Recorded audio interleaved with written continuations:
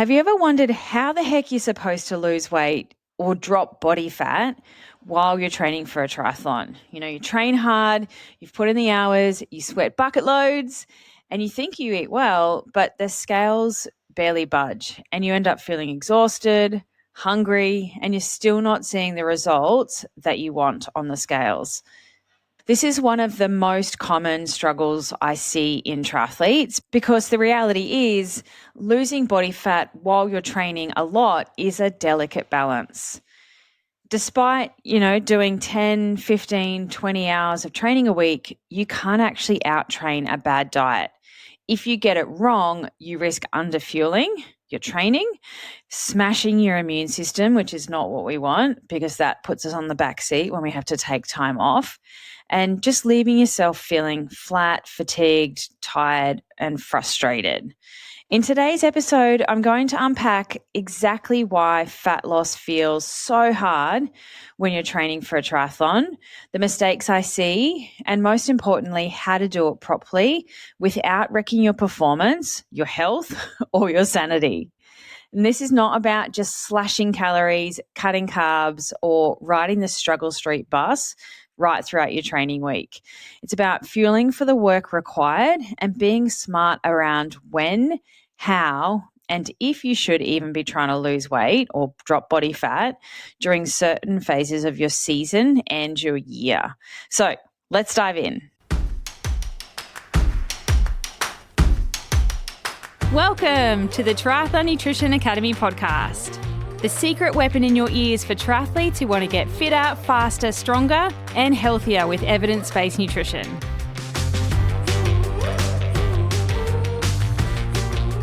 Let's start with a bit of a reality check because triathletes often think that if they just train harder or longer or more often, that the weight will just automatically fall off. But the truth is, that's rarely the case. Like, take a look at an Ironman course. There are all shapes and sizes out there.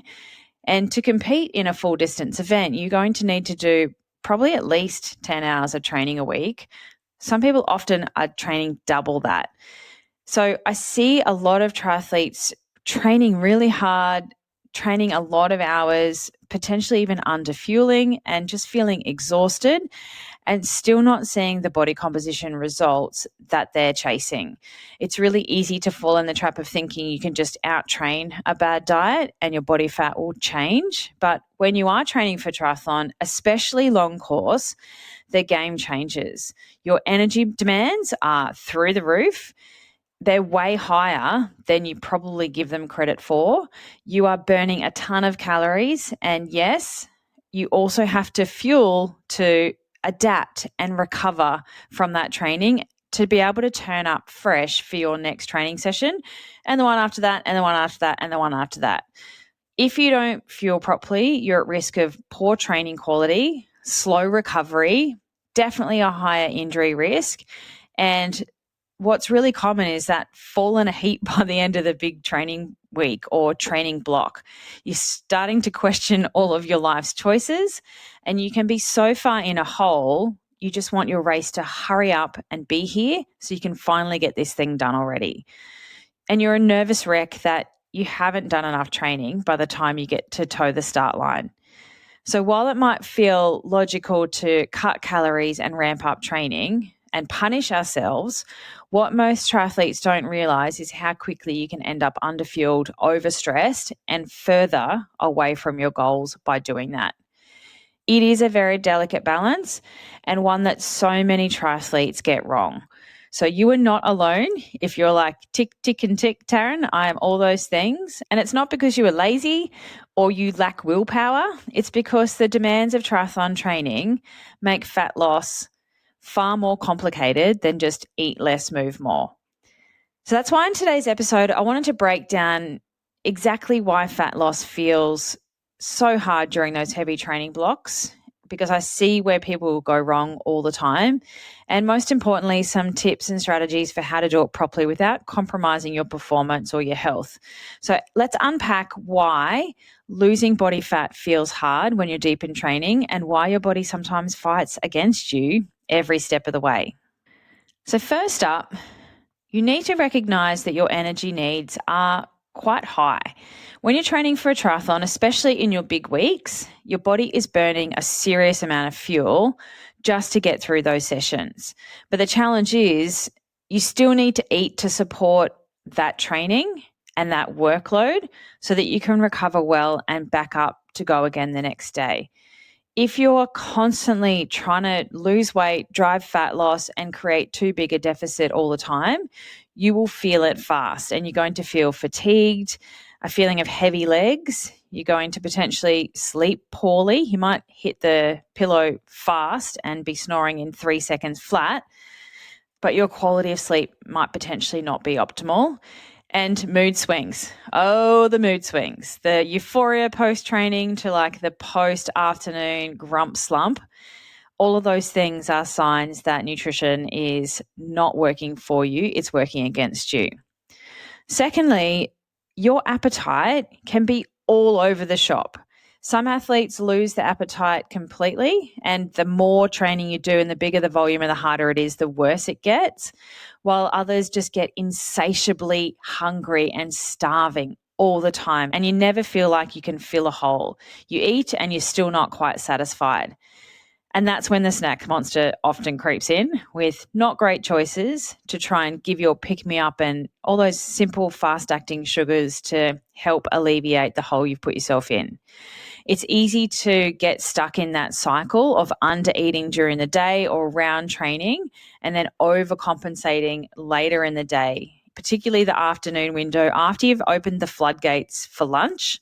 You might be restricting and holding off from eating until lunchtime, and then lunchtime comes and it's really difficult to then close the gates and be satisfied, and you end up picking all afternoon. All of those things can totally derail any fat loss effort that you might have. Then there's the fatigue factor that we need to consider, because when you're tired, physically, mentally, emotionally, your body craves quick, fast-acting carbohydrates and sugars and, think things like candy, chocolate to pick itself up. That's why you might find yourself reaching for those things or craving things like lollies or candy, biscuits, chips, ice cream, an entire block of chocolate after a big day, even if you started it off with the best of intentions. And let's not forget the psychological side of things. So you've just smashed a 4-hour bike ride. You slogged yourself through your long run off the bike. So you feel like you've earned that pizza or those few extra beers or, the whole block of chocolate.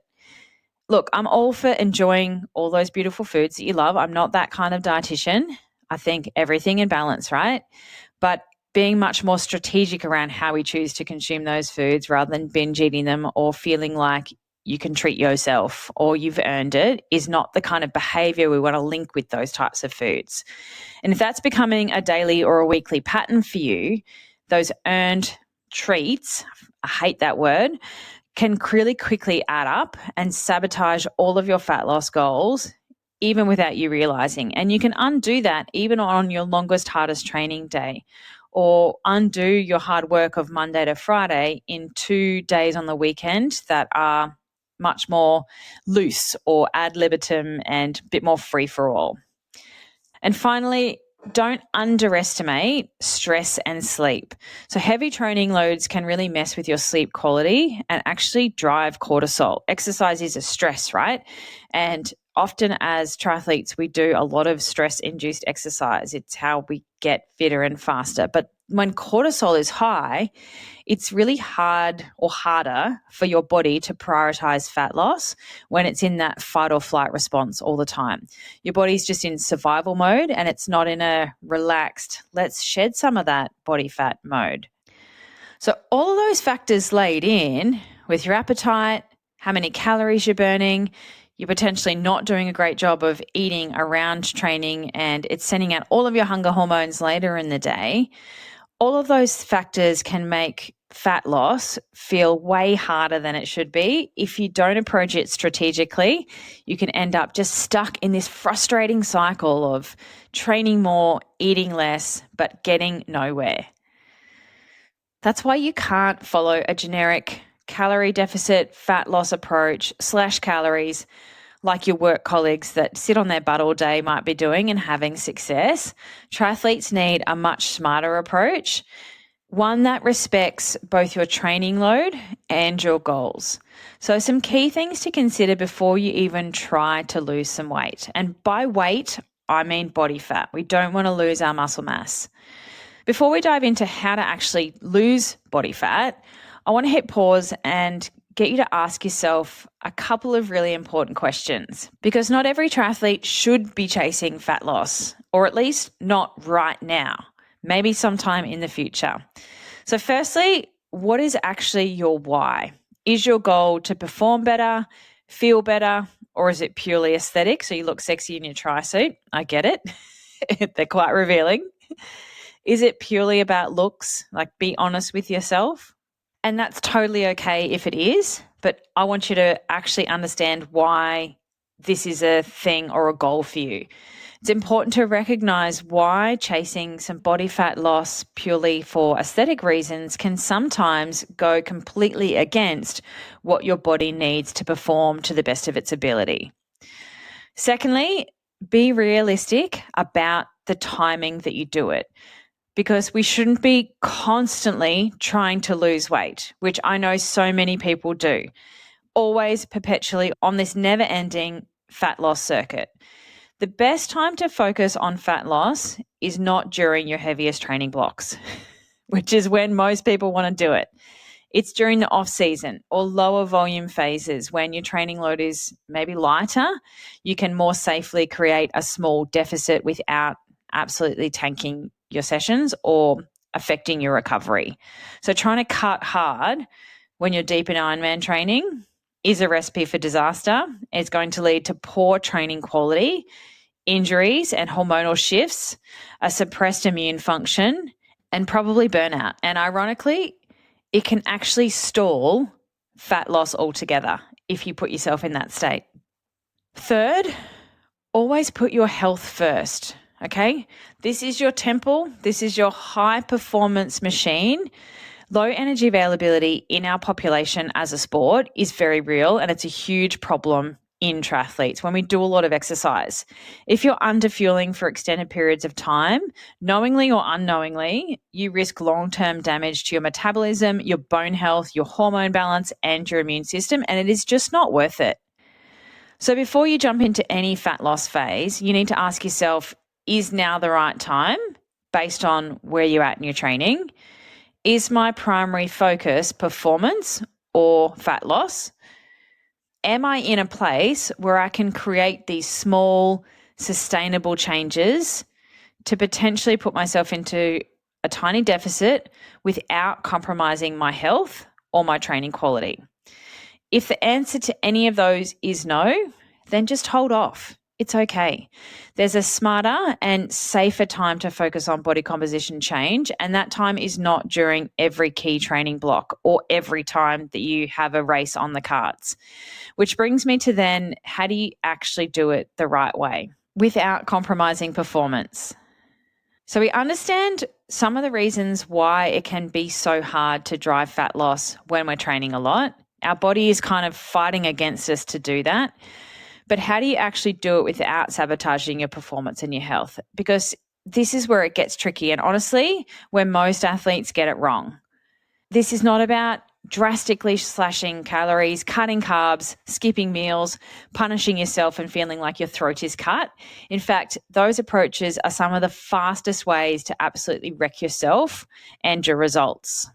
What it comes down to is being strategic. Okay? Strategic with when you aim to create a deficit, how much of a deficit you aim for, and where you adjust your food intake across the day and across your training week.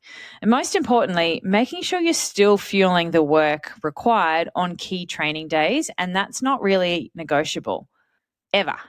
And is where most triathletes trip up because they cut back on the wrong days in the wrong ways and end up feeling terrible. They're underperforming in their training sessions and stuck in that frustrating train more, weigh the same loop. And you're like, I don't get it. What is going on? But hopefully you understand why now. But the thing I need you to hear loud and clear is that there's no one size fits all plan to how you do it. As much as I'd love to give you like the perfect strategy on a silver platter here on the podcast. The reality is I don't know enough about you to do it properly and safely and effectively. And honestly, that goes against every professional and high achieving bone in my body. I don't believe in throwing blanket advice out there that might get you average results or worse, send you backwards. I want you to do it right the first time, so you only have to do it once. And that means that individualization is key. It depends on your training phase, your specific goals, and your body composition starting point, plus your life outside of triathlon. All of that matters because there's no point burning the candle at both ends to try and reach some elusive goal that you've set yourself that wasn't really maintainable and achievable anyway. That's why inside the Triathlon Nutrition Academy, this is exactly what I teach you is how to fuel properly, support your training load, and create the right conditions for fat loss in a way that's safe and sustainable and athlete and individual specific. So if you want to learn how to do that properly and avoid the mistakes most triathletes make when trying to achieve that, then the TNA is exactly where we do that. I'll pop the link in the show notes if you want to learn more about the Triathlon Nutrition Academy program. Now, I wanted to share a real life example of how it looks when you get it right. One of our TNA athletes, Erin Budge, is an absolute rock star when it comes to many things, but in particular this. Before joining the Triathlon Nutrition Academy, Erin did a typical kind of yo-yo diet thing where she's lost weight before but has been unsuccessful at keeping it off in the long term and struggling to see the changes that she wanted to in her body for both health and performance. Fast forward to going through the program, coming out the other side and joining our alumni program, Erin has lost over 50 pounds in the last 12 months. But more importantly than those numbers is she's stronger, she's faster, she's healthier, and she's performing better than she ever has before. She is literally unstoppable. And the thing is, she didn't do it by slashing calories or following a cookie cutter diet plan. She actually did it by learning how to fuel properly first so that she could dial in her fueling to training and racing in her daily nutrition, day in, day out, and strategically work on her body composition at the right times in her seasons. Because Erin loves to race and she will often do 2 events in one weekend and be racing every single weekend. So she focused on performance first, which is important. So she understood how to fuel herself and fuel for the work required. And then she had the knowledge and skills to be able to eat sustainably to drive body fat loss when she wasn't eating for performance. So her body fat loss happened alongside improving her race times, and she's running faster than she ever has before, but she's also swimming and cycling faster than before. So her power to weight hasn't changed drastically, which is what you want. Thank you so much for popping into the podcast today, Erin. Happy to be here. Yay! I firstly wanted to just start by saying a massive congratulations. You honestly, watching you grow over the last few years, you have gone from strength to strength, and it doesn't seem like you're ever taking your foot off the gas. And I'm so proud of everything you've achieved over the last couple of years knowing you. Thank you so much. It's been fun. Before we dive into some of that success, can you take us back though to the beginning and what it was like for you before you actually joined the Triathlon Nutrition Academy program, and what made you realize after doing triathlon for so many years already without nutrition support, what needed to change for you to go forwards? Now that I kind of know what's going on with nutrition, what was going on at the time was I had kind of broken my body's ability to know how to use energy and, trying to lose weight as if that was the only goal. So before it was being a tired triathlete and not fueling appropriately for being somebody who wanted to perform in addition to trying to lose weight. Yeah, it's a hard mix, isn't it? So fast forward to now though, you've worked so hard to learn how to eat like a triathlete and, fueling for the work required to have some really epic rockstar race performances. You are our 3-tier goal person if you've not met Erin before, but you continue to improve every single time you toe the start line. There's always some sort of gain across each of the 3 disciplines, or, you get better at your race nutrition plan or even carbohydrate loading, but you've also focused on body composition and you've lost over 40 pounds in the last 12 months. Like, massive congratulations. It's just incredible to see that shift in you.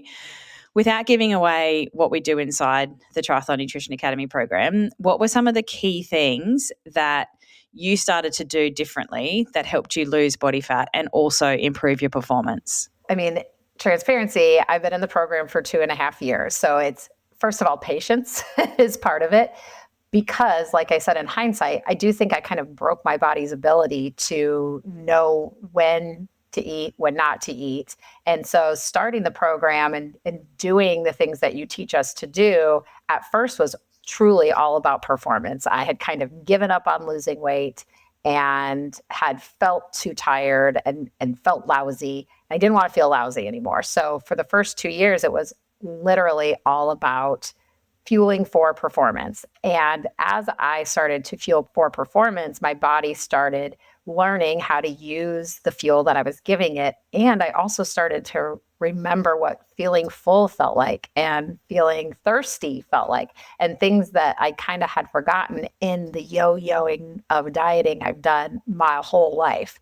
And so as I kind of looked at tackling a full distance this year and tackling specifically Ironman Lake Placid, that's a very hilly course, I wanted to see if I could still fuel for performance and change my body composition a little bit. So I actually went through a lot of the lessons again, a lot of the master classes again, especially some of the early ones, while still preparing for races and fueling for those races. I worked really hard on honestly focusing a lot on mostly protein and how you teach us to use the right macros for our bodies, really focusing on that. I learned what feeling full feels like and stopping to eat at that point.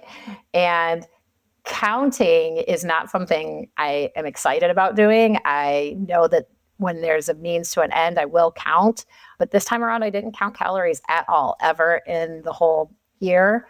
Just mostly stuck with focusing on the macros specifically and lifting heavy and doing some different things there.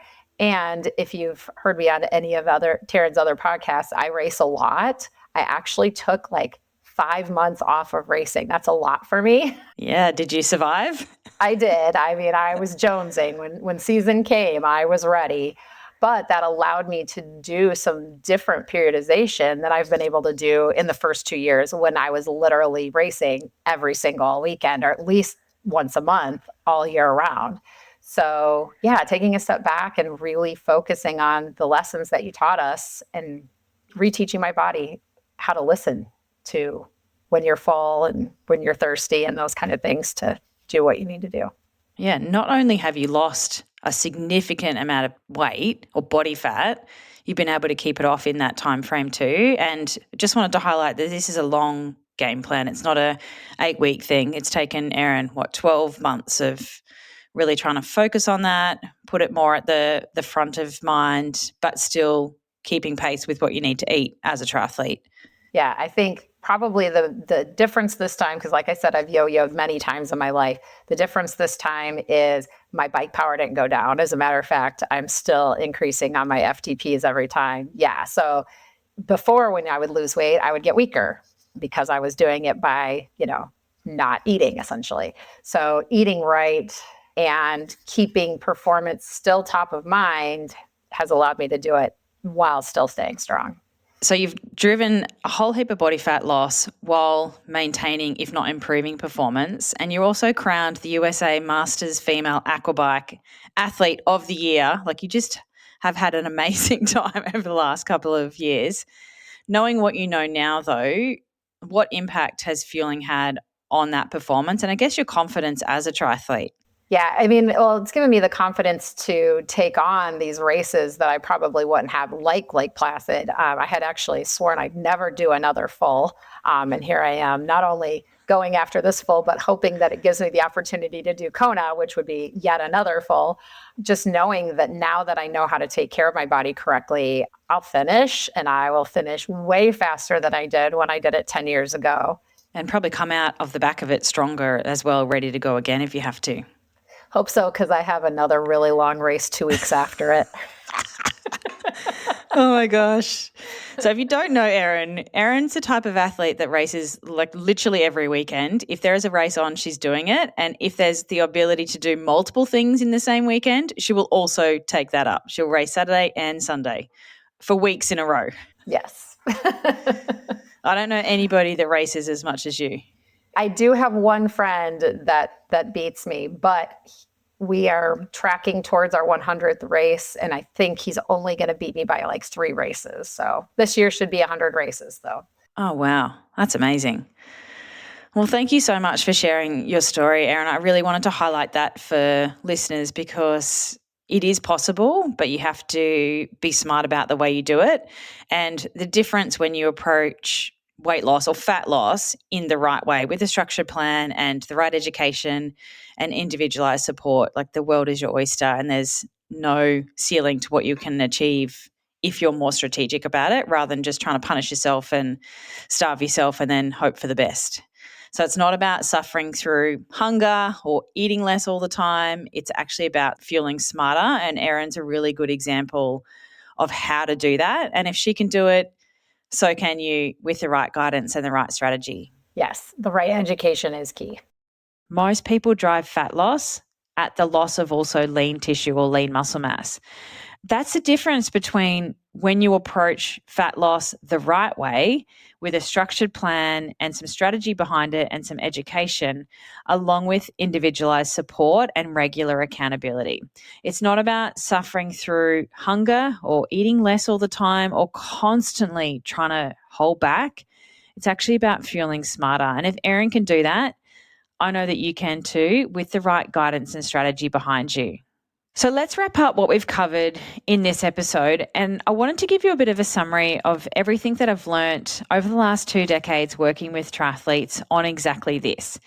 Yes, you can lose body fat while training for a triathlon, but it's not something that happens by accident generally. It is a slow strategic game and it needs to be done in a way that supports your training, your health, and your long-term goals. Otherwise, you will end up in the hurt locker. You need to remember that your body is already working really hard. Fuel it like the high performance machine that it is. Focus on fueling key sessions. And if you're aiming for fat loss, create a small sustainable deficit outside of those key windows. And pick your timing really carefully because off-season, lower volume phases are your best time if fat loss is your goal. The biggest mistake I see is triathletes going too hard, too fast, too many calories, cutting out carbs, and wondering why they feel rubbish and stop seeing progress on the scales. And you deserve way better than that. So there is no one-size-fits-all approach. Every athlete is different. Your training phase, your life, your goals, those factors are all going to go into influencing what is right for you. But if you take away one thing from today's podcast, it's that the best place to start is nailing your day-to-day nutrition and your fueling plan, and everything else falls into place. So if you get your day-to-day fueling right and make sure you are fueling for the work required in training, from there you can start to make smart strategic adjustments to drive some body fat loss. It's not by skipping meals or being carb phobic or trying to eat the same way each day. That is just a recipe for failure, and I've seen that time and time again. If you've tried that method and strategy before, you'll know exactly what I'm talking about. So if any of this has hit home for you and you've realized that maybe your current approach isn't serving you, now is the perfect time to hit pause and reassess. Ask yourself, am I fueling my training properly? Am I supporting my body to recover and perform? Or am I stuck in that cycle of restriction, frustration, and just going in circles? or I've done it before and I've had success before in this methodology, but I was unable to maintain it there because it was not part of my lifestyle. It didn't fit and it didn't work for me and my family. If you're ready to get this right once and for all, that's exactly what I teach inside the Triathlon Nutrition Academy. And if you're newer to this and you want to start small, the Triathlon Nutrition Kickstart course is the perfect place to build that foundation first. Both are designed specifically for triathletes by a sports dietitian who actually gets it, what it's like to juggle swim, bike, run, family, and life. Throw some work in there as well, just to pay for the expensive sport. Who wants to show you the right way to fuel and recover without the guesswork, confusion, and overwhelm. Once inside, there is no gatekeeping. Once I get to know you and your goals and your lifestyle, I can get really prescriptive on what you as an individual need to do to make progress the smartest way. Because the goal isn't just to lose weight, it's to actually drive body fat loss without losing muscle and to perform at your best and feel at your best every step of the way, not feeling like your throat's been cut.